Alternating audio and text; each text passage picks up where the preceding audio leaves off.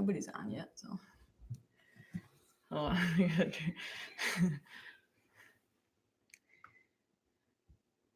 you ready?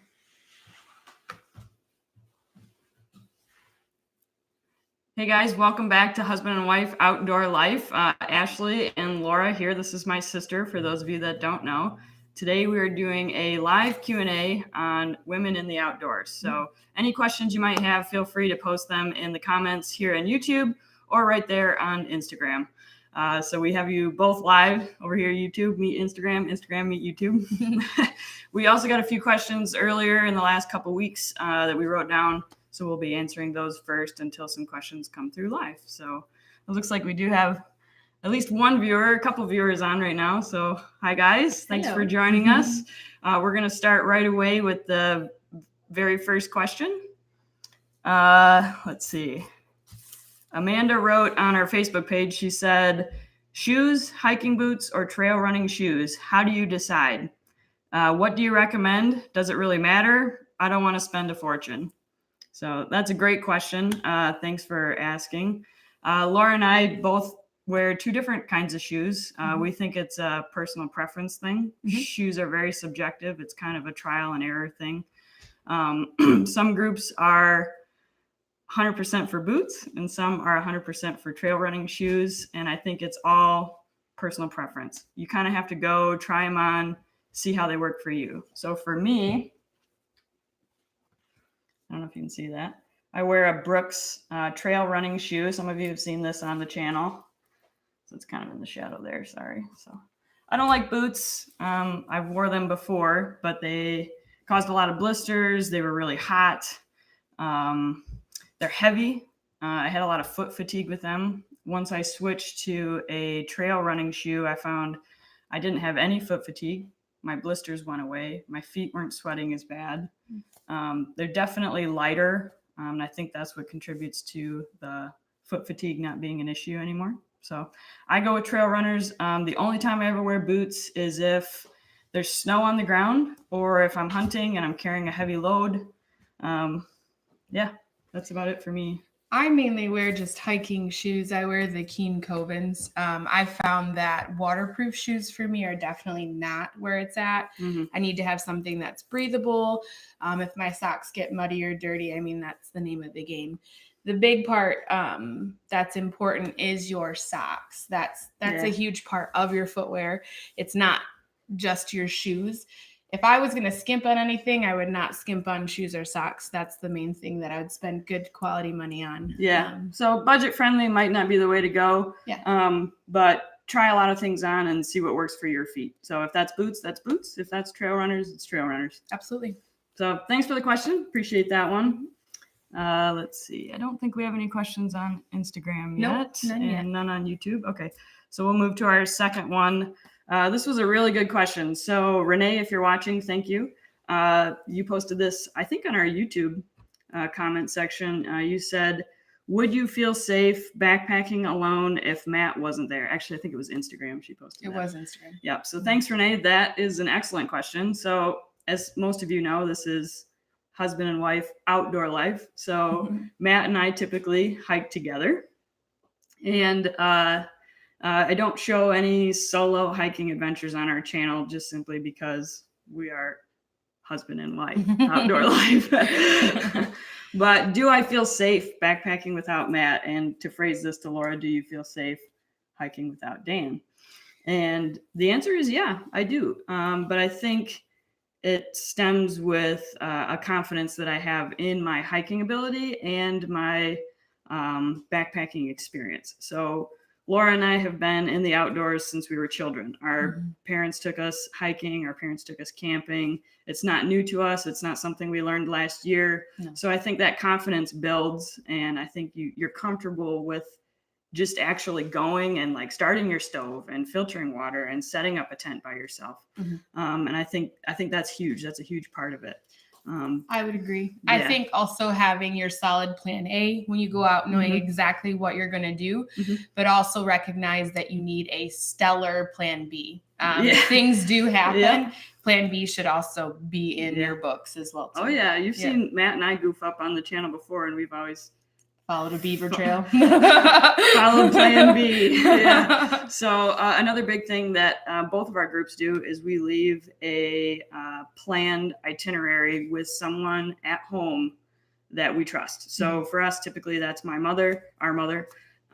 We leave an itinerary that says where we're going to be hiking, what trailhead we left from, where the car's parked, what our planned mileage is, where we intend to camp. And she's aware that sometimes that changes.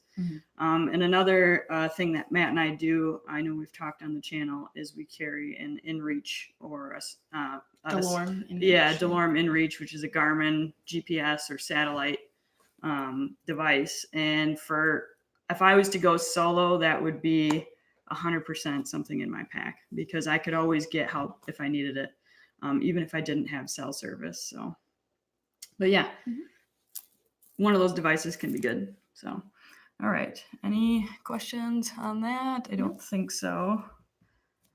Let's see. Number 3.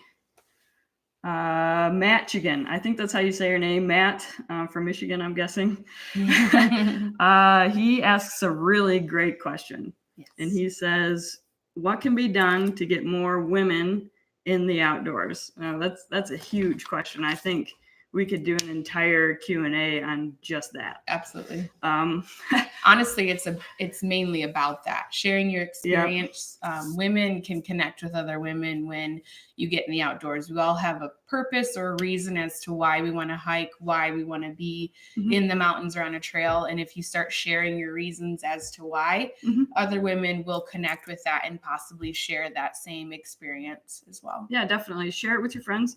That's a big way to get people to go out. I think a lot of women are nervous. Going back to Renee's question, they're nervous to go by themselves. Maybe they don't have another woman or somebody to go with them, or a husband or whoever, but you can't be afraid to. You do your research, but I think another thing that's going to help get women more into the outdoors, and we're already seeing this in the hiking industry, hunting, fishing, gear is more oriented towards women.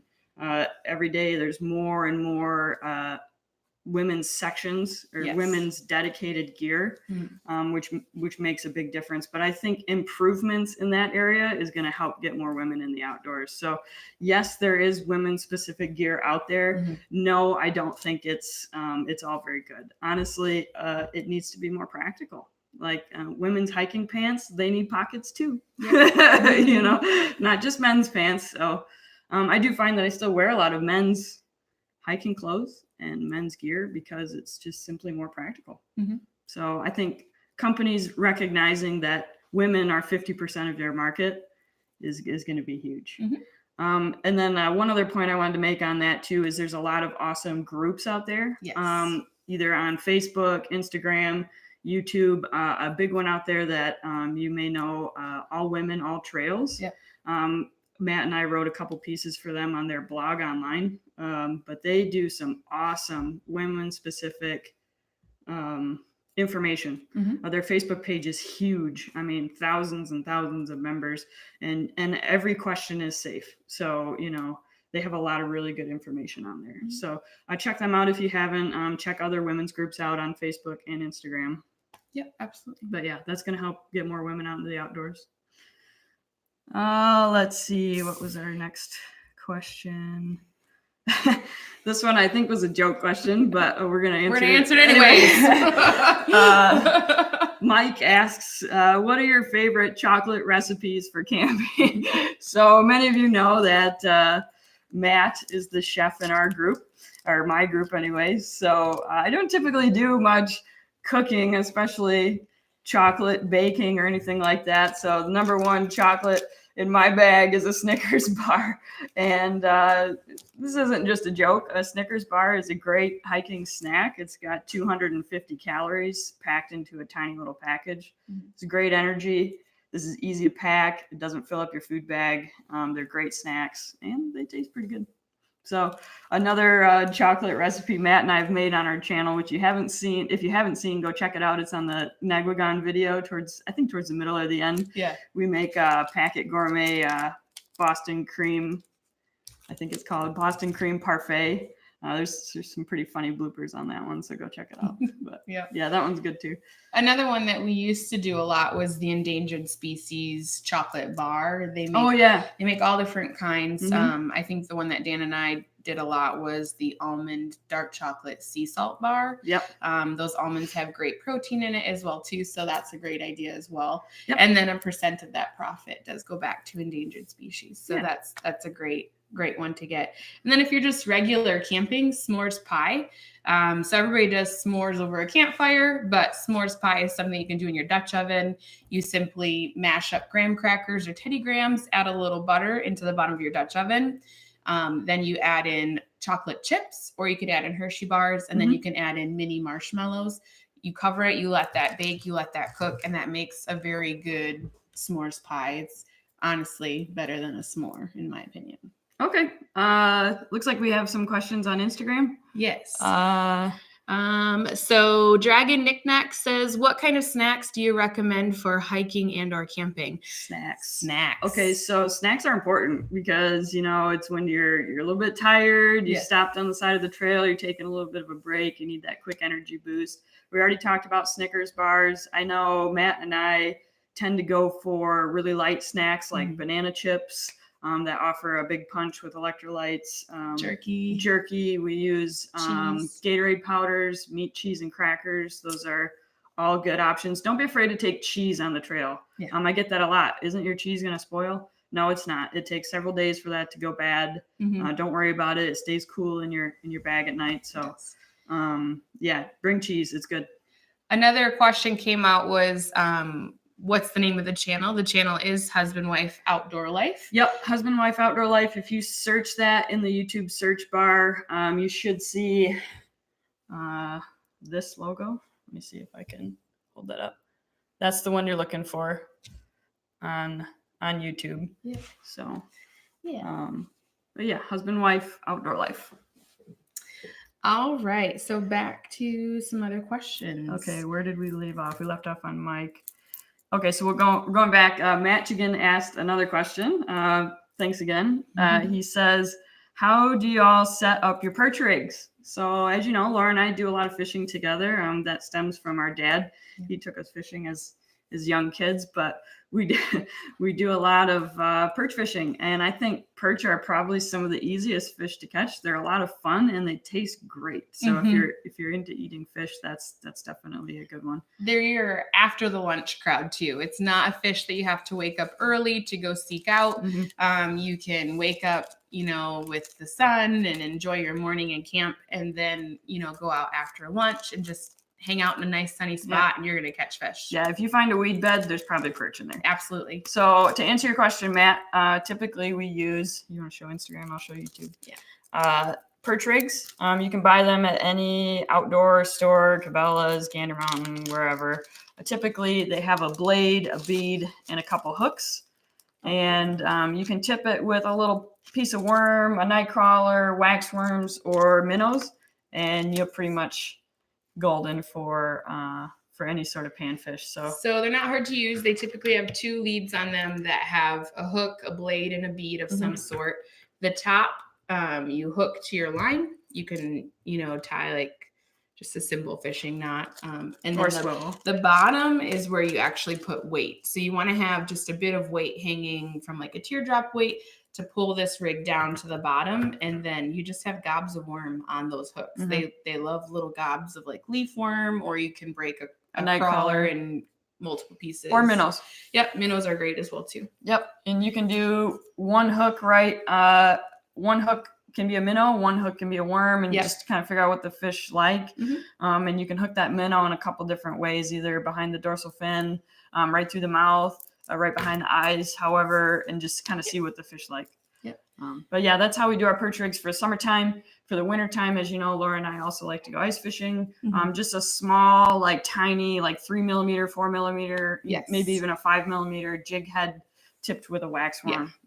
In the winter, especially through the ice, if you live up in the north, you plan on traveling, the smaller the better. In the winter, they're not feeding a lot, and what they are feeding on is very small. So you don't want to come at with a larger product. Yep. We do. So thanks, Matt. I think we have another question on Instagram. Yes. From Heartofthewitchspath. She says, can you suggest some places to hike for a beginner who isn't in the best of shape but wants to spend more time outdoors? Absolutely. Yes. Yeah. I don't know where you're based exactly, but in Michigan, we have awesome state parks. And I'm actually going to reference this in another question, but our state parks have a lot of them have trail systems. So Ludington. Yeah, Ludington's a prime example of one. There's many here in Michigan, but you can drive up, you can use a camper, a tent, however whatever you're comfortable with. Hotel. So you've got the comforts from home, but you can like base camp hike from there. And that's a great way to get started hiking. You can test gear that way,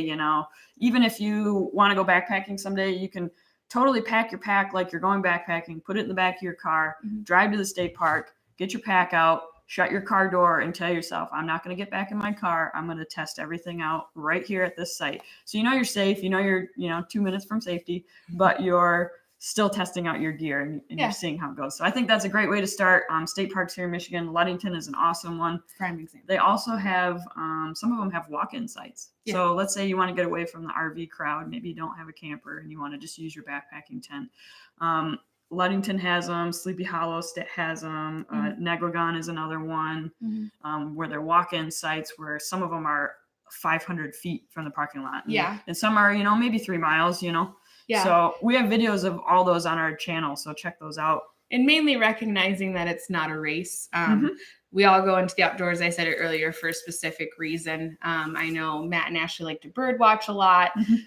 You'll see my sister takes a lot of photos of flowers, things like that. When you're out hiking, you don't have to get to your location in, 2 minutes. You can get to your location in 2 hours and still enjoy it. As long as you're being safe, who cares how long it takes you to get there? Yeah. So take your time, enjoy it. It's not a race. Yep. I think that was it for that question. Thanks. Heartofthewitchspath, I think is what it says. Appreciate that. Let's see. We did 5. Okay, this one's a big question. One we've got several of the same kind of question on. So Pamela asks, for women who will inevitably get their period on a hike, what are your suggestions regarding what to pack, how to dispose, and how to pack out? Okay, so that's a huge question. And I think this is what scares a lot of women away from going outside. Peeing in the woods and going number 2 in the woods, and then what do I do if I get my period? That's huge. Yeah. I think that scares a lot of people. So, but once you've done it a couple times, I guarantee you're going to be like, why was I even worried? Yeah. It's no big deal. It really is. Yeah. I think recognize that this is a part of your natural life and it should never keep you homebound. This should always be something that, is in the back of your mind. You don't have to worry about. Yep. So don't limit yourself to places that only have bathrooms or only have privies, because I think some of the best hiking locations don't.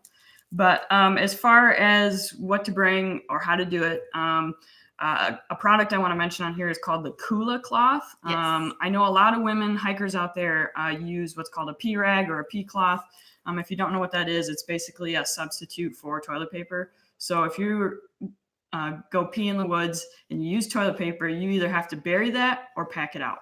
And if you're like me and you drink a ton of water when you're hiking, that's a lot to bury. That's a lot to pack out, and it's not worth your time. So try this new product. It's called a Kula cloth. Yes. They make it's a really awesome cloth that has a waterproof side and then a side that you wipe with. I wish I had one here with me to show you, but just Google it. It's great. And you can wash it in a washing machine. You can wash it with a little squirt of water if you're on a long hike. It's spelled Kula. Kula. Yep. So that's a great product to look into. You can also, if you don't want to spend the money on that, you can use a bandana. Yep. You can use a buff. Just keep it dedicated for that purpose. And then throughout the day, just hang it on your pack. Let the sun dry it out. And they work great. Another product, if you have your period on the trail, this is a great product. This is a new one. This is called the Diva Cup. Yep. There's a lot of different brands out there that come in a bunch of different sizes. These are fantastic. So most people think you have 2 options. You can use tampons or pads, neither of which is the best appropriate for hiking, because chafing, number 1. Number 2, you got to pack it out. You cannot bury those. They don't biodegrade. They don't go away. That's going to be in the environment forever. You can't throw them in a privy, nothing. So they have to go in the trash. So if you're on a longer trail and this happens to you, you do not want to have to pack that out. It's no fun. No. If you do pack it out, or if that's the option that you want to go with, I've seen some women recommend that they bring an extra Ziploc bag and they double bag. Yep. Yeah. So I also carry a Sea to Summit. It's their smallest bag they make, and it's black. So the product that goes in there, you can't see what it is, and no one knows any different other than you. Yeah. But the third option is a menstrual cup.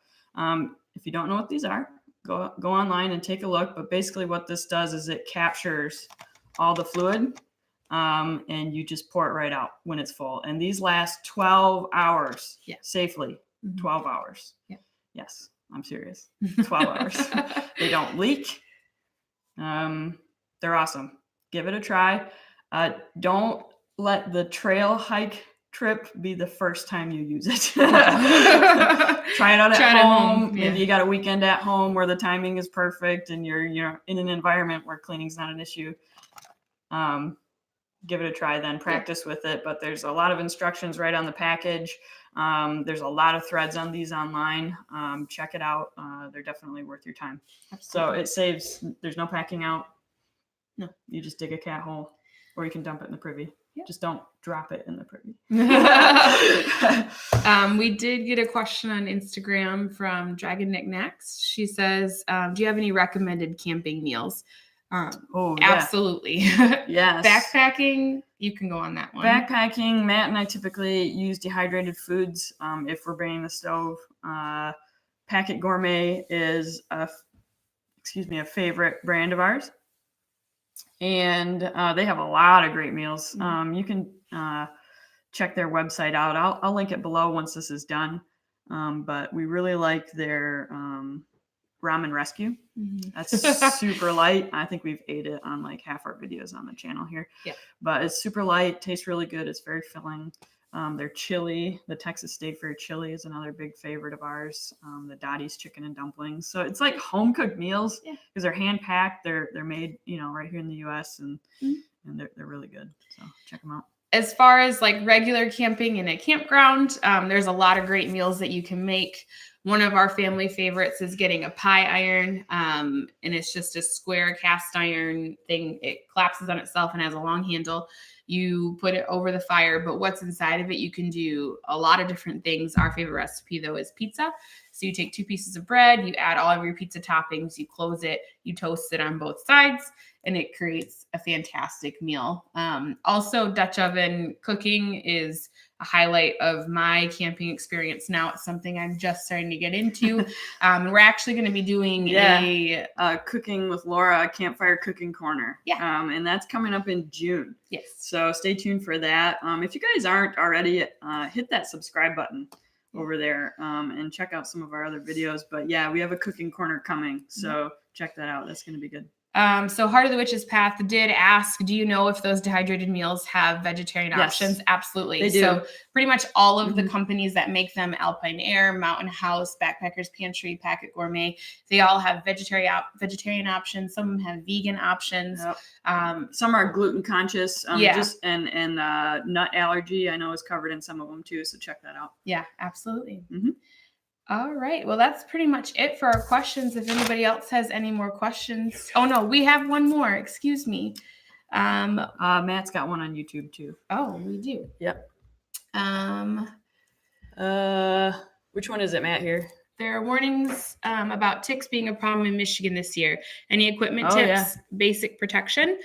Absolutely. Yeah. So we actually have a video on this on the channel. I forget what it's called now. I forget what it's titled, but it's your permethrin video. Permethrin video. Yeah. Look, it's got a picture of a tick and some permethrin spray. But what Matt and I do, and I think Laura and Dan also do, is we treat our hiking clothing with permethrin spray. So we do that kind of right now around springtime, and it lasts for 6 washes. And then we just reapply if we have to.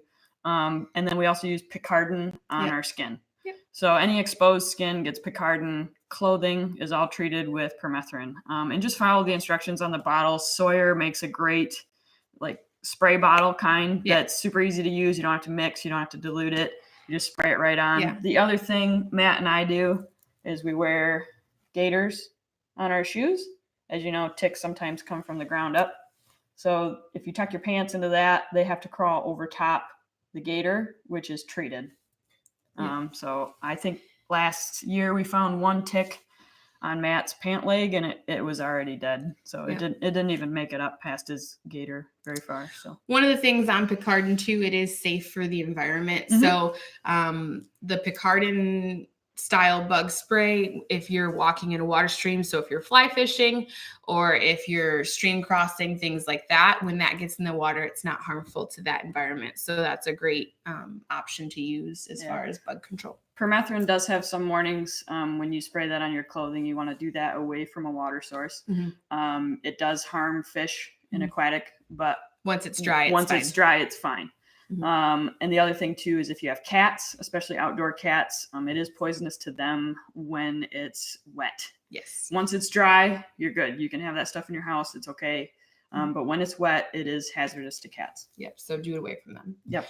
We do have another question. What's the go-to coffee you prefer for backpacking? From Michael. Starbucks.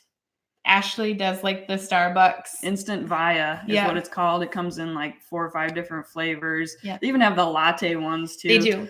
I like the regular coffee. They're a little bit smaller. They pack easy. I mean, they weigh like not even a gram. Yeah. But they're flavorful. It's almost as good as a real cup of Starbucks coffee. Dan and I have also done the Maxwell House instant coffees. They make like a mocha, French vanilla. That's a more budget-friendly option. The only issue is you're going to have to find what to pack it in, whereas the Starbucks Vias already come in its own personal little pack, whereas the Maxwell House you'll have to divvy up prior to going. Yep. And it looks like Bonza for Clarinet asked a question. They said, do you use daily or monthly contacts? Daily. So I wear glasses typically at night at camp, and then I wear contacts usually when hiking because I don't like how my glasses will fog up if it's steamy or wet or hot or whatever. So I wear contacts during the day. It allows me to wear sunglasses too. They are dailies. I take them out at night, soak them in hand sanitizer. Just make sure your hands are clean. Make sure you have hand sanitizer, a little bit of soap. Don't use soap in the waterways though. You'll see in her Isle Royal video, she actually uses her camera lens as her mirror to put them in. I know a lot, like you have to look to get them in. Camera lens. Camera lens works for that. Your phone works for that. I do have a video on it too. Eyewear on the trail. How do I do it? Maybe Matt can link that in the comments for us. But that's how we do it. Dailies. Yeah. All right. We got another comment here. Electric hair dryers compatible for tent camping. If you're in a car camping state park, sure, absolutely. You can run that extension cord and power your electric hair dryer. Yeah. In the backcountry, though, no. That's actually not the wind. That's not a bad topic, though. You have short hair, so you don't deal with it. But those of us that have long hair, a great thing for your hair when you're out in the woods, backpacking, stuff like that. Just do 2 French braids, and your hair will be good for a few days. Otherwise, you're going to be dealing with a messy bun for forever. And wear a buff, wear a hat. Yep. Cover your hair up. Yep. It's all good. It's not a beauty contest out there. No. Yeah. Make sure you're protecting your face. Wear sunscreen. Yep. Yep. Yep. All right. We do have a question. Do you use solar rechargers for the equipment? No, I don't like solar. Michigan is tree covered. A lot of our camping spots don't have great sun. Our trails are green tunnel in the summertime. They don't get good access to the sun. What we do use is, I have one here, Laura. Where is it? It's right here. Yep. An Anchor charger and a phone cord. And what this does is you charge it up before your hike. This one's charged, so he's got a full charge here.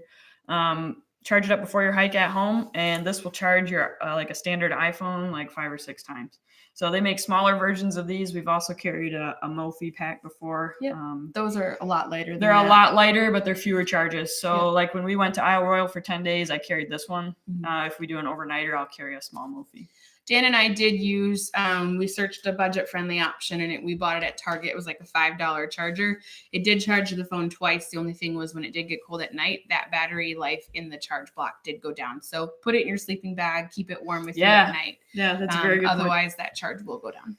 When Matt and I winter camp, we carry those little hot hands, instant pack warmers. And I usually keep one in the battery bag for my camera batteries and for the anchor charger. And then I usually put it on like an inside pocket in my coat or in my pocket when I'm sleeping, or if I'm not wearing a coat, inside the quilt. Yep. Yeah. So I think there might be, Michigan is tree covered or gray. Very true. Both. Cloud cover too. Yeah, is an issue with solar chargers. They're not worth their weight. They're not here in Michigan. If we lived in a desert climate or somewhere with less tree cover or less cloud cover, absolutely, I'm sure they're great products, but we just don't use them here in Michigan. All right. I don't see any more questions. No more questions. We just have this one here. Oh, yep. So this one's actually from my grandma. So Patricia asks, what works best for getting older folks out in the woods? So the woods is non-discriminatory. Anybody can go, male, female, old, young. When Matt and I were in Isle Royal, we saw people that were 2 times, 3 times my age, and they were hiking way faster than us. So don't be discouraged by difficult trails or longer places to go. But there are some tips for getting out there if you're worried about uneven trails or whatever. One recommendation I can say is trekking poles. Sorry, Laura. Use a trekking pole or 2, actually. 4-wheel drive is better than 2-wheel drive. Yep. The other thing is just taking your time, looking where you're going. There's a ton of great books out there where people have wrote their personal stories, whether it be on the Appalachian Trail or just hiking in general. Yeah, look up Grandma Gatewood. Yep. She was an older woman that did the Appalachian Trail, I think more than once. Yes. You know, and she did it with like minimal gear, and she was much older than us. Yes. But yeah, again, going back to Michigan, there's a lot of great state parks with walk-in sites that are a lot closer. Shorter mileage, easier trail. We can link more if you have more questions, Grandma. Nice. I think that's about it, unless anybody has any extra questions.